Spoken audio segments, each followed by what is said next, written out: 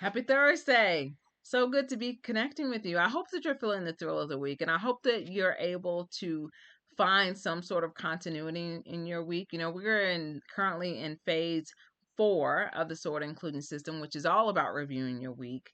And I like to emphasize with clients when they're working through the SWORD inclusion system and they're figuring out their processes and they're seeking out inclusion is that it's so important that we give ourselves the space to reset our rhythm.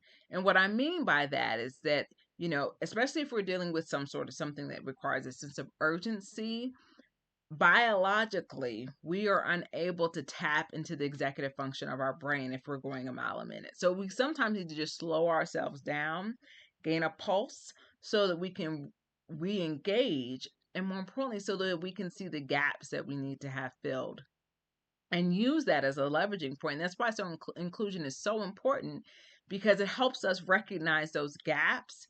And not only does it help us recognize those gaps, but it helps us notice that, okay, we have strengths, we have access to strengths that will help us navigate whatever we're experiencing.